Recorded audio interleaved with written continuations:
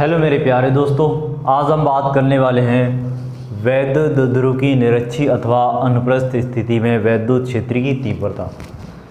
तो इस टॉपिक को आज समझते हैं, बहुत आसानी से समझेंगे। तो सबसे पहले हम वैद्युत ध्रुव की बात करते हैं। तो ये हमने एक कोई वैद्युत ध्रुव बना दिया, इसको कह दिया मैंने माइनस क्यू आवेश, इसको कह दिया प्लस क्यू आवेश। दोनों के जो बीच की जो अल्प दूरी है वो हमने 2a मान ली। इसको कह दिया बिंदु A कह दिया, इसको कह दिया बिंदु B कह दिया। अब देखो, इस वैद्युत ध्रुव की निरक्षी का मतलब है ठीक इसके लंबवत। अच्छी की बात करते तो अच्छी का मतलब इसी के अक्ष पे निकालते, और निरक्षी की बात कर रहे हैं तो इसके ठीक लंबवत वैद्युत क्षेत्रीय तीव्रता ज्ञात करेंगे। तो अब यहाँ पे देखते हैं कि अच्छी की तो बात हमें करना नहीं है, ये अच्छी है और ये हमें निरक्षी है। तो हमें जो टॉपिक निकालना है वैद्युत ध्रुव की निरक्षी स्थिति पर वैद्युत क्षेत्रीय तीव्रता निकालना है। अच्छी पे हम पहले से टॉपिक को पढ़ चुके हैं, तो ये हमें पढ़ना नहीं है। अब देखते हैं निरक्षी स्थिति में निकालना। तो निरक्षी के लिए क्या करेंगे, पहले हम वैद्युत ध्रुव की परिभाषा लिख देते हैं। तो माना ए बी कोई वैद्युत द्विध्रुव है जो के परावैद्युतांक में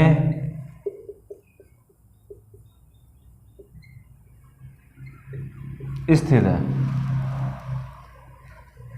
बिंदु ए पर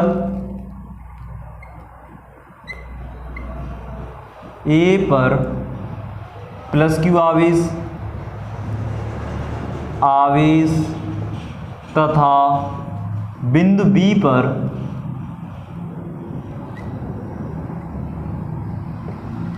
माइनस क्यू आवेश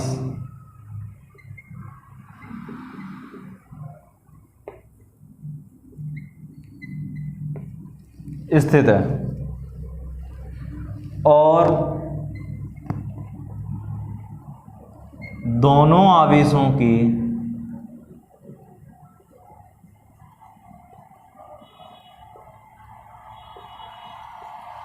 बीच की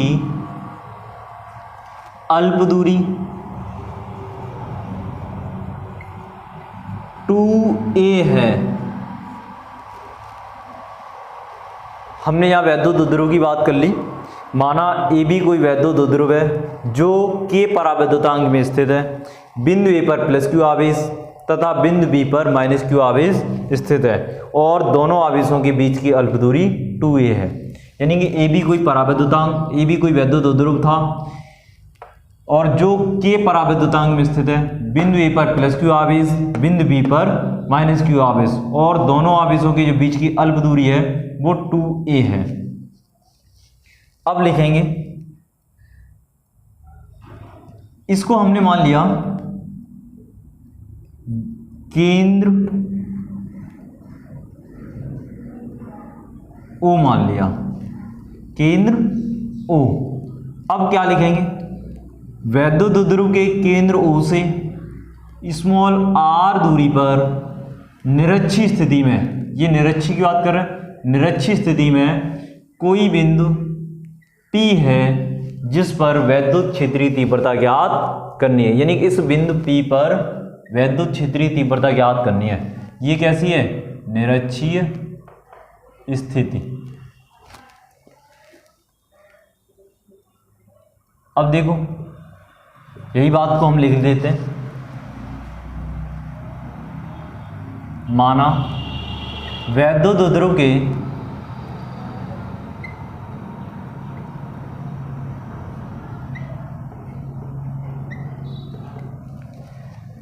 केंद्र O से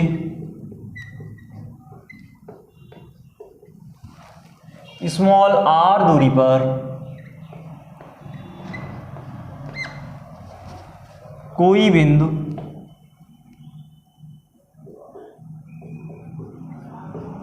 P है जो निरक्षीय स्थिति में है, उस पर वैद्युत क्षेत्र की तीव्रता ज्ञात करनी है। यानी कि वैद्युत ध्रुव के केंद्र O से स्मॉल r दूरी पर निरक्षीय स्थिति में कोई बिंदु P है जिस पर वैद्युत क्षेत्रीय तीव्रता ज्ञात करनी है। यानी कि बिंदु P पर हमें वैद्युत क्षेत्रीय तीव्रता ज्ञात करनी है। अब बिंदु P पर वैद्युत क्षेत्रीय तीव्रता ज्ञात करेंगे तो भाई इसके लिए वैद्युत क्षेत्रीय तीव्रता ज्ञात करने के लिए हमारे पास एक आवेश है तो एक के कारण और दो आवेश हैं तो दो के कारण। एक हमने डेरिवेशन ये पढ़ा था बिंदु आवेश के कारण वैद्युत क्षेत्रीय तीव्रता, तो यहाँ पे हमने कोई बिंदु O माना था जिस पर वैद्युत क्षेत्रीय तीव्रता निकालनी थी। तो हमने ये निकाला था E बराबर के 1/4 पाई एप्सिलॉन नॉट के Q/r², इस तरह से निकाला था। और जब हमने कोई +Q आवेश लिया था तब वैद्युत क्षेत्रीय तीव्रता, अगर -Q आवेश लेते तो बिंदु P पर वैद्युत क्षेत्रीय तीव्रता निकालते तो इसकी जो डायरेक्शन होती वो इधर हो जाती नेगेटिव। तब भी वैद्युत क्षेत्रीय तीव्रता का जो फॉर्मूला निकल के आता है वो E बराबर के 1/4 पाई एप्सिलॉन नॉट के Q/r², जो r यहाँ से यहाँ तक की दूरी दी हुई है। अब यहाँ से एक बात निकल के आई, अगर +Q आवेश है तो वैद्युत क्षेत्रीय तीव्रता बाहर की ओर होगी जो डायरेक्शन होगी, अगर -Q आवेश है तो वैद्युत क्षेत्रीय तीव्रता की जो डायरेक्शन है वो अंदर की ओर होगी। ये पॉइंट इम्पोर्टेंट है। यानी कि कहने का मतलब था कि वैद्युत क्षेत्रीय तीव्रता की जो डायरेक्शन है वो +Q आवेश से -Q आवेश की ओर होती है, यानी कि इधर की ओर। वैद्युत क्षेत्रीय तीव्रता की जो डायरेक्शन होती है वो पॉजिटिव आवेश से ऋण आवेश की ओर होती है, यानी कि पॉजिटिव से दूर और नेगेटिव के पास। ये देखो पास नेगेटिव की तरफ आ रहा है एरो का चिन्ह, तो बस यही इंपॉर्टेंट है। अब हमने कहा अगर हमारे पास एक आवेश है तो एक के कारण, दो आवेश है तो दो के कारण। अब यहाँ पे देखो दो आवेश हैं तो दोनों के कारण कहाँ निकालेंगे, बिंदु P पर वैद्युत क्षेत्रीय तीव्रता निकालेंगे। तो बिंदु P पर वैद्युत क्षेत्रीय तीव्रता निकालेंगे तो इस तरह से हमने कर दिया इसको।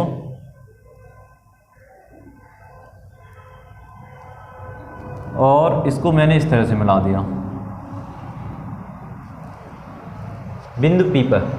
अब आवेश तो हमें पता है लेकिन दूरी भी हमें पता करना है, दूरी का मान ज्ञात करना है। यहाँ से यहाँ तक की दूरी और यहाँ से यहाँ तक की दूरी, यानी कि A P निकालना है और B P निकालना है, दोनों के मान निकालने हैं। आवेश तो हमें पता है लेकिन दूरी का मान और पता करना है।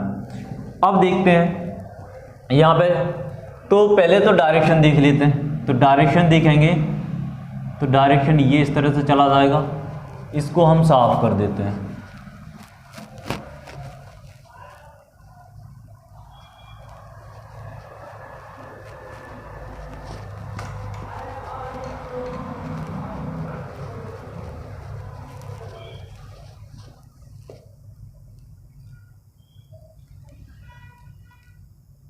ई वैद्युत क्षेत्रीय तीव्रता क्या हो जाएगी, ई ए हो जाएगी वेक्टर फॉर्म में। अब देखो पॉजिटिव से कहाँ है, दूर है, यानी कि +Q आवेश से कहाँ है वैद्युत क्षेत्रीय। अगर हम इसको ए मान लेते तो ई ए हो जाता, तो यानी कि ई ए पॉजिटिव से कहाँ है, दूर, तो ई ए यानी कि पॉजिटिव से दूर हो गया। ठीक है। अब देखो ऋण आवेश तो नेगेटिव के कहाँ है, पास है। अगर हम इसको बिंदु बी मान लें तो ये क्या हो जाएगी, वैद्युत क्षेत्रीय तीव्रता ई बी हो जाएगी। तो ई बी की जो डायरेक्शन है वो कहाँ है, पी बी की ओर है, यानी कि पी बी की ओर। तो ये जो वैद्युत क्षेत्रीय तीव्रता की जो डायरेक्शन निकल के आई वो ये निकल के आई, ई बी। अब देखते हैं, यहां से परिणामी निकल के आएगी, इन दोनों का अब परिणामी निकालेंगे। तो परिणामी निकालने के लिए जो फाइनल वैद्युत क्षेत्रीय तीव्रता होगी वो E होगी, तो निकालेंगे, परिणामी भी निकालेंगे। तो यहां तक आपने लिख लिया, इसको हम साफ कर देते, ये तो समझने वाले पॉइंट थे।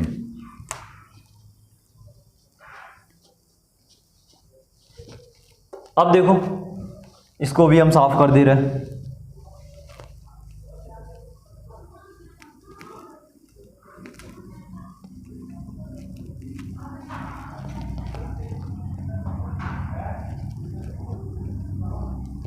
काफी बेहतर समझने की कोशिश करेंगे इस टॉपिक में।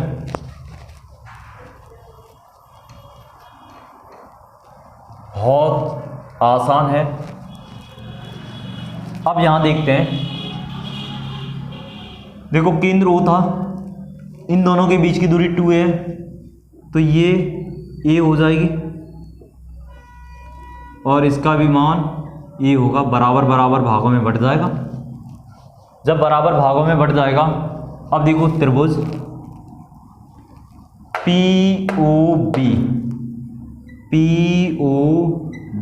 में, तो POB में क्या होता है, अब इस वाले त्रिभुज में देखें तो हमें यहां से PB का मान निकालना है, तो पाइथागोरस प्रमेय लगा दें। पाइथागोरस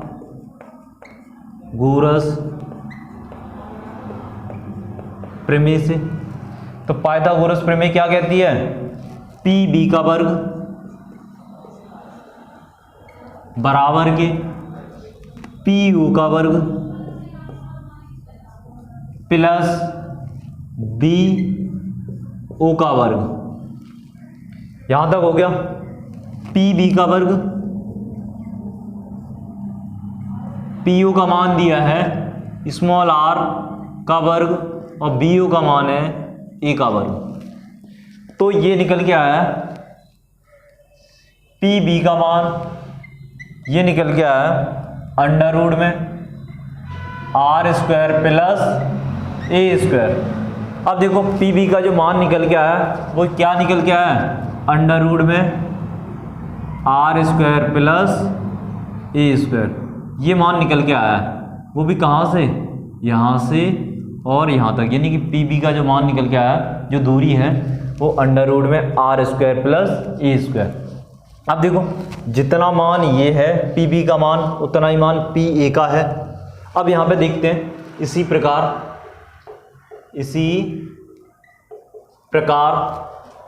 PB बराबर के PA, तो ये क्या हो जाएगा, अंडर रूट में r square plus a square. तो इसका भी मान ये निकल के आया है अंडर रूट में r square plus a square.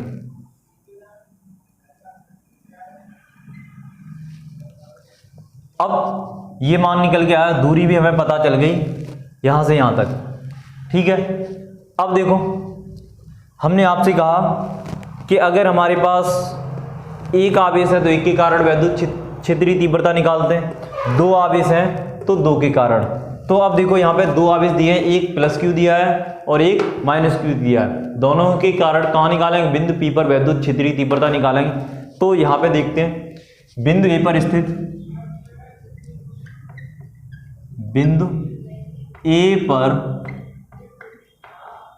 स्थित प्लस क्यू आवेश के कारण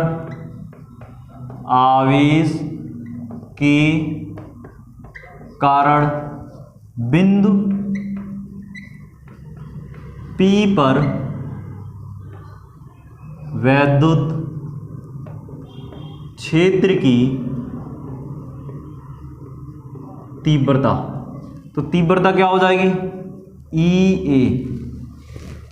बिंदु A पर स्थित प्लस क्यू आवेश के कारण बिंदु P पर वैद्युत क्षेत्र की तीव्रता, तो तीव्रता को क्या मान रहे हैं, EA। तो EA बराबर के हो जाएगा 1/4 पाई एप्सिलॉन नॉट के। हम किसी परावैद्युतांक की बात कर रहे हैं। Q अपॉन फॉर्मूला होता है R स्क्वायर, तो R स्क्वायर की जगह क्या हो जाएगा, R square plus A square और ये था अंडर रूट में, और इसका क्या हो जाएगा होल स्क्वायर। क्यों होगा? क्योंकि ई बराबर के फॉर्मूला होता है 1/4 पाई एप्सिलॉन नॉट के क्यू अपॉन आर स्क्वायर। तो देखो 1/4 पाई एप्सिलॉन नॉट के तो है, आवेश दिया ही है, जो दूरी थी तो दूरी यहाँ से यहाँ तक की कितनी है अंडर रूट में R square plus A square, तो आर की जगह क्या हो गया अंडर रूट में R square plus A square, और वर्ग तो है ही तो पहले से, तो हमने यहाँ क्या लगा दिया वर्ग लगा दिया। तो बस यही एक पॉइंट समझना है इसमें। इसको मान लिया मैंने इक्वेशन नंबर फर्स्ट मान लिया, इसकी जो डायरेक्शन है वो कहाँ है ए पी दिशा में, तो यहाँ मैंने कर दिया ए पी दिशा में, ए पी दिशा कर दिया। अब देखो बिंदु बी पर स्थित माइनस क्यू आवेश के कारण बिंदु पी पर वैद्युत क्षेत्र की तीव्रता, तो इसको निकालते हैं।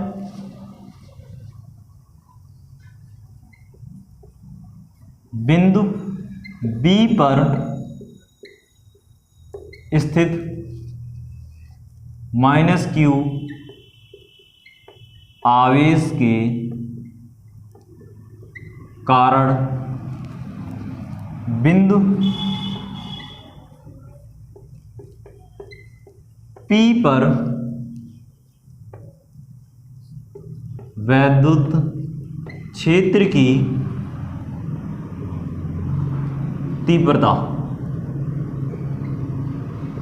तो तीव्रता निकालेंगे तो ई बी बराबर के 1/4 पाई एप्सिलॉन नॉट के क्यू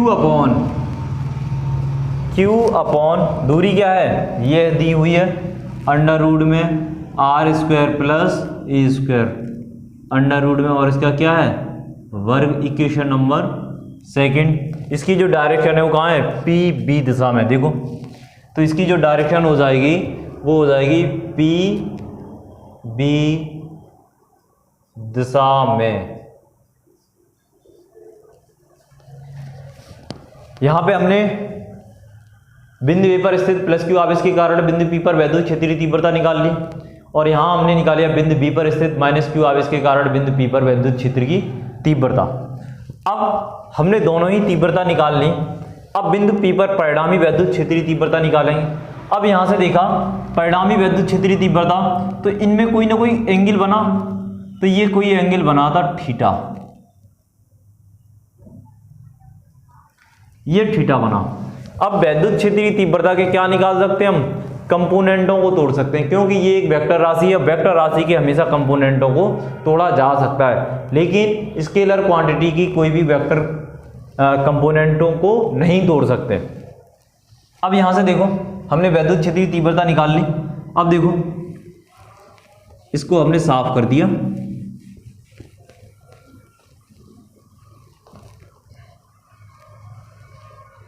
और इसको भी हम साफ कर दे रहे हैं।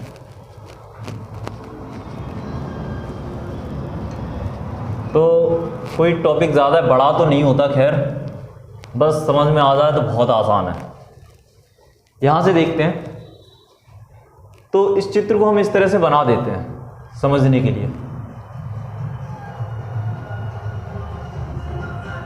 तो ये हमने चित्र बना दिया इस तरह से,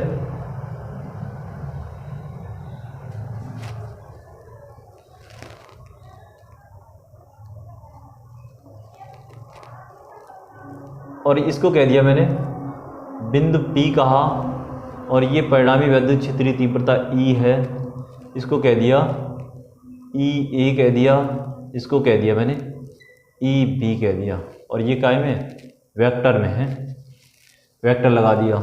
एंगल क्या बना थीटा और थीटा। यहाँ से देखा, अब मैंने इसको इस तरह से डॉट डॉट डॉट कर दिया, ठीक है। अब जब मैंने डॉट डॉट डॉट किया, अब इसके मुझे कंपोनेंटों को तोड़ना है, क्योंकि ये एक वेक्टर राशि है, तो हमने क्या किया इस पे इस तरह से लंब डाल दिया। डालने के बाद अब यहां से देखो एक बात ये नजर आ रही है, थीटा के सामने वाली भुजा कैसी हो जाएगी लंब हो जाएगी, और ये 90 अंश से 90 के सामने वाली भुजा ये कर्ड हो जाएगी और जो बचा आधार हो जाएगा। जब ये आधार हो जाएगा तो हमें निकालना क्या है, निकालना हमें ये है कि लंब निकालना है। तो लंब के लिए और कर्ड के लिए, ये आपका कर्ड है ई ए, तो साइन थीटा का रिलेशन होता है, साइन थीटा बराबर क्या होता है, लंब बट्टा कर्ड। तो लंब बट्टा कर्ड, तो साइन थीटा बराबर के हो जाएगा, लंब कितना है निकालना है मुझे, और कर्ड होता है ई ए, सवाल में दिया हुआ है। तो लंब बराबर के हो गया ई ए साइन थीटा, यानी कि इस लंब का मान निकल के आया है साइन थीटा इसका, तो ये मान किसके बराबर है, इसी के बराबर है। तो ये हो जाएगा कितना, ई ए साइन थीटा।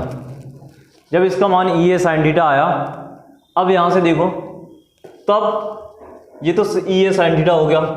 अब साइन थीटा के बाद यहां से देखो, ये हमारा आधार था, तो आधार और कर्ड में कोई रिलेशन था, आधार और कर्ड में, तो कॉस थीटा का होता है, तो ये हो जाएगा आधार बट्टा कर्ड। कॉस थीटा आधार हमें निकालना है, कर्ड कितना है ई ए, तो आधार बराबर के हो जाएगा ई ए कॉस थीटा। तो ये जो आधार यही था, इसका जो मान निकल के आया वो क्या निकल के आया, ई ए कॉस थीटा निकल के आया। ठीक है, अब वही सेम प्रोसेस इसकी है, इस वाले की मैंने चलो इस पे कर दिया। अब यहां से देखो, थीटा के सामने वाली भुजा लंब हो जाएगी, और ये वाला कैसा हो जाएगा, कर्ड हो जाएगा, और ये बचा आधार हो जाएगा। जब आधार है तो लंब के सामने ये भी तो लंब है, तो हम इसका मान निकाल लें तो इसका मान पता चल जाएगा। तो वही प्रोसेस यहाँ है, तो क्या हो जाएगा,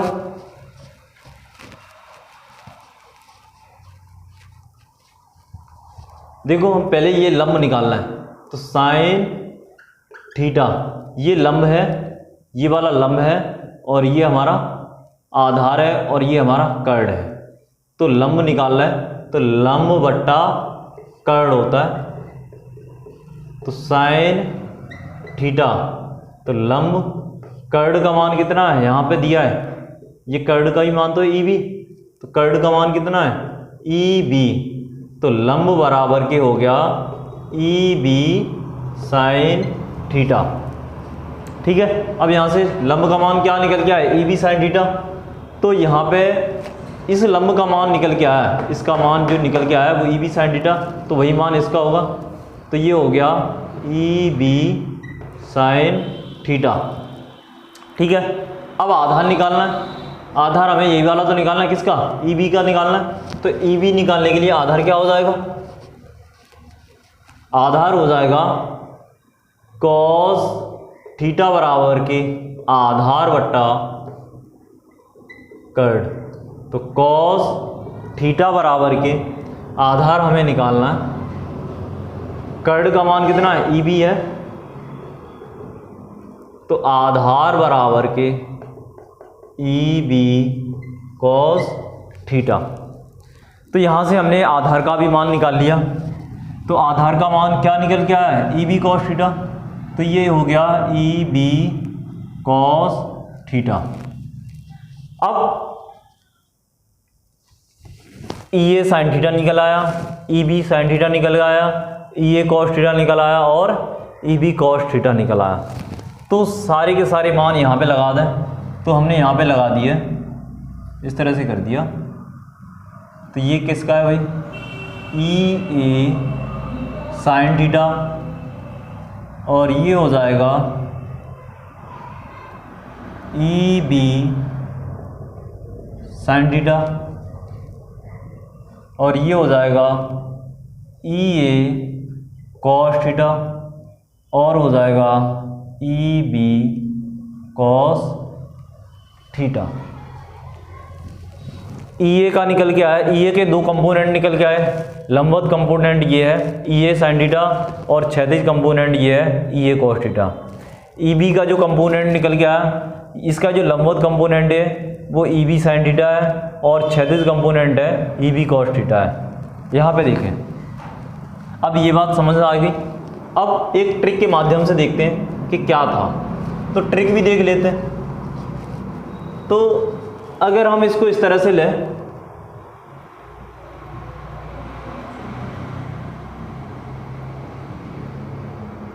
मान लिया कोई बल लगा है वेक्टर एफ और वो भी किस पे, थीटा कोण पे, ठीक है। अब इसका जो, अब वेक्टर राशि के हम कंपोनेंटों को तोड़ सकते हैं, तो कंपोनेंटों को तोड़ाएंगे तो थीटा की जो क्षैतिज वाली भुजा है, थीटा के क्षैतिज वाली भुजा है उसको कॉस से व्यक्त करते हैं, कॉस थीटा, और थीटा की जो लंबवत वाली भुजा होती है उसको साइन थीटा से व्यक्त करते हैं।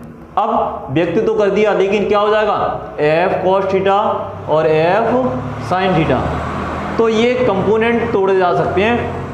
इससे ये सीधा सीधा पता चल जाता है कि जब कोई थीटा वाला दिया है एंगल और उसके पास वाली जो भुजा होती है यानी कि क्षैतिज भुजा होती है उसको एफ कॉस थीटा और उसके जो लंबवत भुजा होती है उसको एफ साइन थीटा, जब हम एफ के तोड़ रहे हों।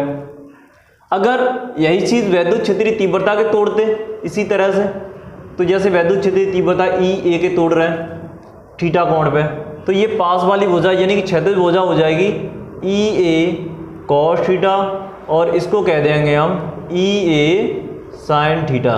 बिल्कुल सेम टू सेम है क्योंकि वेक्टर राशि है, वेक्टर राशि के कंपोनेंटों को तोड़ा जा सकता है। तो पास वाली भुजा को ई ए कॉस थीटा और उसको जो ठीक लंबवत वाली भुजा है उसको कह दिया ई ए साइन थीटा। बस वही कंडीशन यहाँ है, थीटा एंगल पे था तो ई ए को क्या कह दिया, लंबवत भुजा ई ए साइन थीटा और क्षैतिज भुजा को क्या कह दिया, ई ए कॉस थीटा।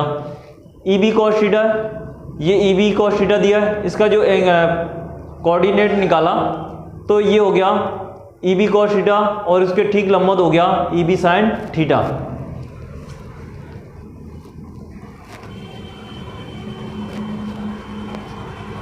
तो यहां से तो आपको समझ में आया होगा। अब देखते हैं, तो बहुत आसान है, कोई ज़्यादा कठिन भी नहीं है, बिल्कुल समझ के चलेंगे पॉइंटों को। अब बिंदु P पर परिणामी वैद्युत क्षेत्रीय तीव्रता निकालेंगे। तो परिणामी वैद्युत क्षेत्रीय तीव्रता, अब यहां से क्या नजर आ रहा है, EA और EB दोनों के मान कैसे हैं, समान है।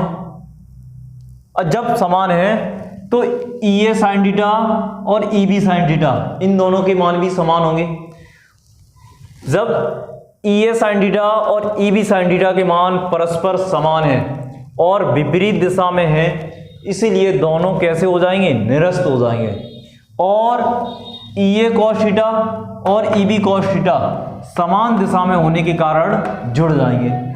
देखो वैद्युत क्षेत्रीय तीव्रता परिणामी इधर ही निकालेंगे, दोनों का इधर निकालेंगे, तो ये EA cos थीटा और EB cos थीटा दोनों समान दिशा में होने के कारण जुड़ जाएंगे। EA sin थीटा और EB sin थीटा परिमाण में समान है और प्रकृति में विपरीत है। प्रकृति में विपरीत का मतलब है एक प्लस के बाई अक्ष की ओर है और एक माइनस के बाई अक्ष की ओर है। तो ये कंडीशन है, तो दोनों कैसे हो जाएंगे, निरस्त हो जाएंगे यहां से। तो अतः करके कर देंगे, अतः बिंदु P पर परिणामी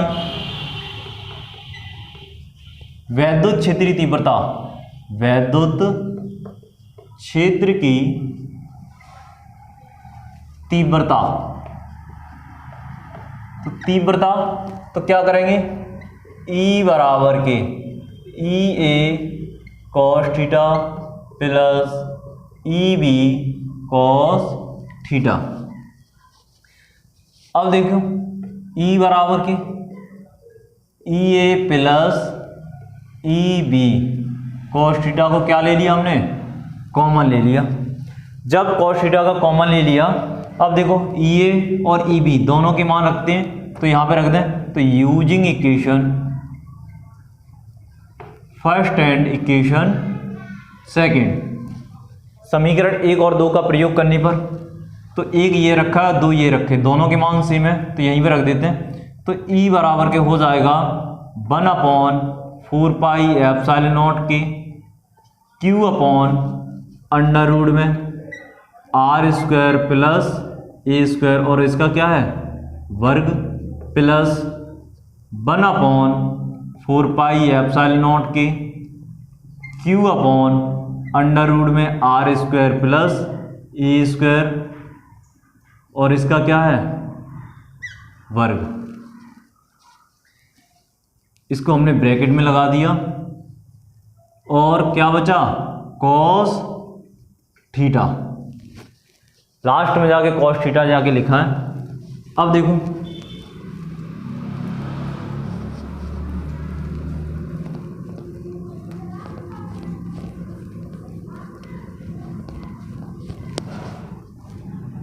ई बराबर के दोनों सेम है तो सेम होने के कारण क्या होंगे जुड़ जाएंगे। तो 1/4πε0 2q जुड़ गए, r² प्लस a² ये काय में थे भाई अंडर रूट में और इसका क्या है वर्ग।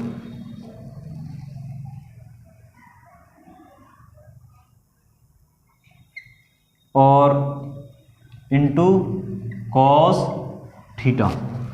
अब यहाँ पे देखो वर्ग से वर्गमूल हट जाएगा तो ई बराबर के 1/4πε0 2q upon r² plus a² cos theta. वर्ग से वर्गमूल कैंसिल हो गया, ये मान आ गया। अब चित्र से देखते हैं,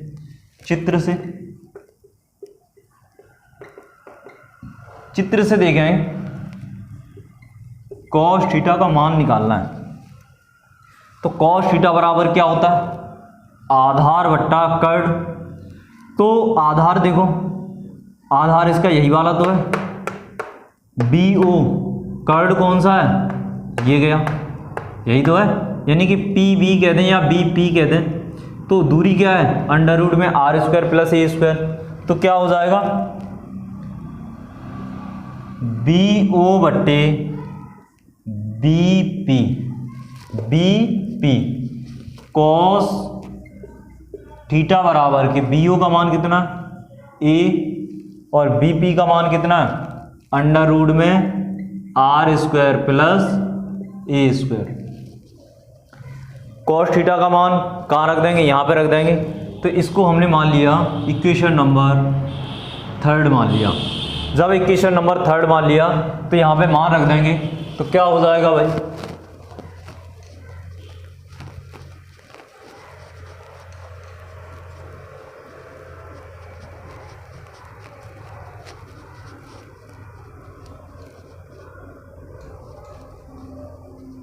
तो इसका जो मान निकल के आया cos थीटा का मान यहां रख देंगे समीकरण नंबर 3 में।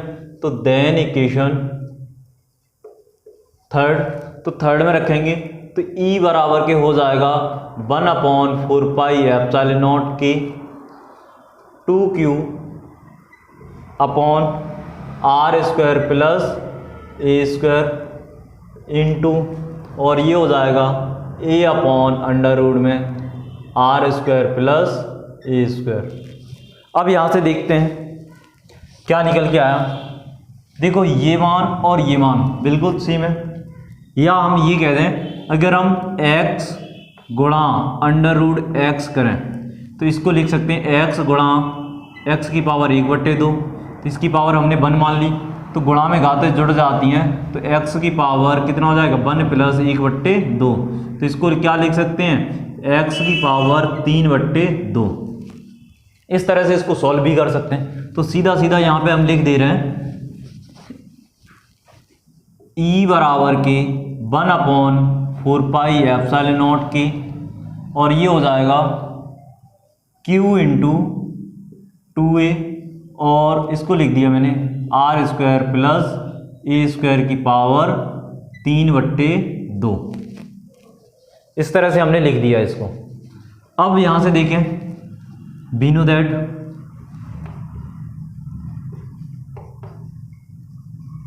वैद्युत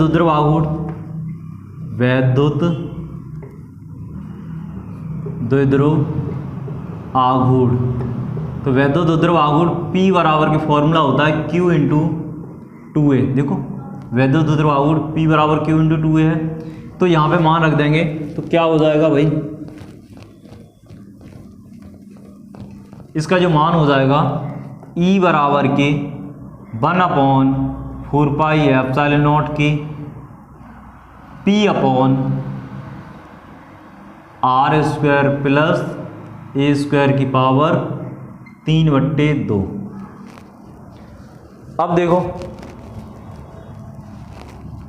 क्योंकि R square is very greater than A square को नगण्य मानने पर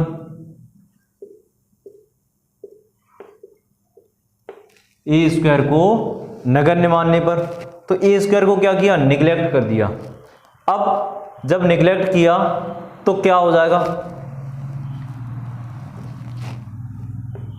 E बराबर के 1/4 पाई एप्सिलॉन नॉट के A स्क्वायर को क्या किया, निगलेक्ट मान दिया, यानी कि है नहीं, तो ये हो जाएगा P अपॉन, जब नहीं होगा तो ये हो जाएगा R स्क्वायर की power 3/2।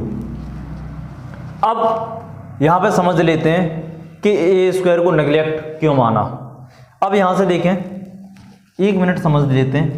R square is very greater than, क्या लिखा मैंने, A स्क्वायर लिखा, तो यहाँ पे देखो A स्क्वायर को छोड़ा क्यों, यानी कि नगण्य मान लिया।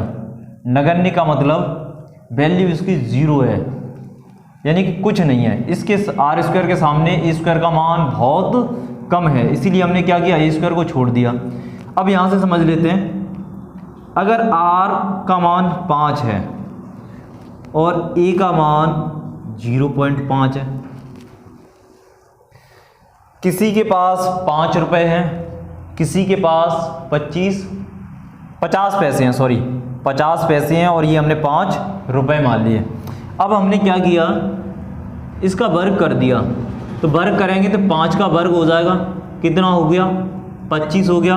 अगर A स्क्वायर का वर्ग करेंगे तो 0.5 का वर्ग करें तो कितना हो जाएगा, 0.25। किसी के पास 5 रुपए थे और एक के पास 50 पैसे थे, क्योंकि 5 रुपए की तुलना में 50 पैसे बहुत कम थे। वैसे ही जो R हमने दूरी मानी थी उसकी तुलना में जो 2A अल्प दूरी है वो बहुत कम है। अब यहाँ से देखें तो इसका हमने वर्ग कर दिया R स्क्वायर, तो 5 का वर्ग कितना हो गया, 25, और A का वर्ग किया तो कितना हो गया, 0.25। 25 रुपए की तुलना में 25 पैसे बहुत कम होते हैं, तो इसलिए क्या मान लिया कि नहीं है, यानी कि 25 पैसे नहीं है, ये हमने मान लिया। क्या कर दिया, निगलेक्ट कर दिया। जैसे हम किसी दुकान पे गए और दुकान पे जाने के बाद हमने 100 रुपए का कोई सामान खरीदा। अब 100 रुपए का सामान खरीदने के बाद हम उस दुकानदार से कह रहे हैं कि भाई हमारे पास 98 रुपए हैं। 100 रुपए का सामान लिया, हम ये कह रहे हैं कितने हैं, 98 रुपए हैं। अब शेष जो 2 रुपए बचे, तो 2 रुपए को क्या मान लिया कि 98 रुपए की तुलना में बहुत कम है, इसीलिए 2 रुपए को क्या किया, छोड़ दिया। तो सामान हमें 100 रुपए का मिल गया, रुपए कितने दिए हमने, 98 दिए, छूट हमें 2 रुपए की मिल गई। यानी कि कहने का मतलब यह है कि 98 रुपए की तुलना में 2 रुपए बहुत कम थे, इसीलिए छोड़ दिया गया। तो वैसे ही एक तो दूरी थी और ये अल्प दूरी है, तो दूरी की अपेक्षा अल्प दूरी का मान बहुत कम है, इसीलिए इसको क्या किया हमने, निगलेक्ट कर दिया। अब यहां से देखें तो A स्क्वायर को क्या मान लिया, नगण्य मान लिया, यहां पे लिख दिया। तो बस यही आपको समझाना था। अब यहां देखते हैं,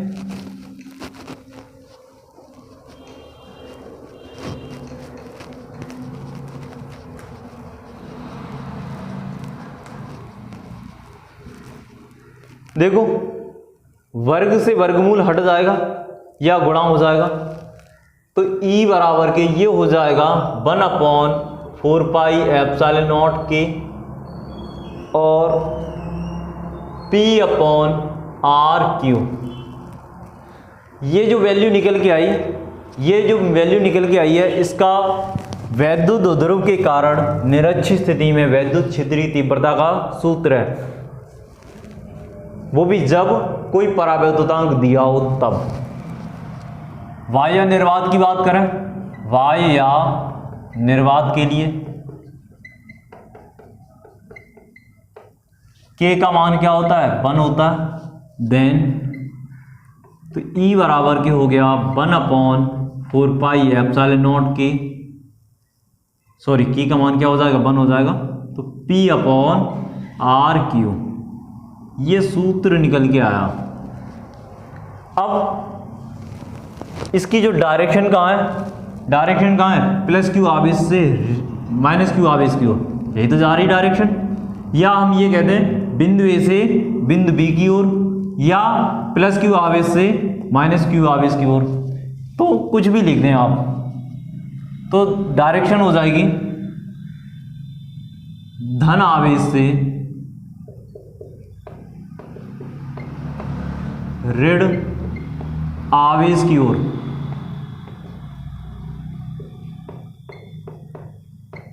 धन आवेश से ऋण आवेश की ओर। अतः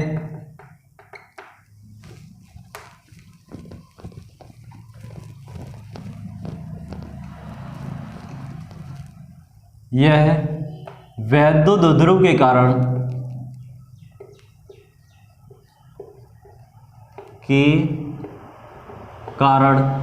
निरक्षीय स्थिति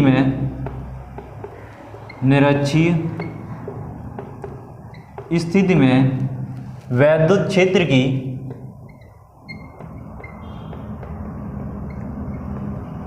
तीव्रता का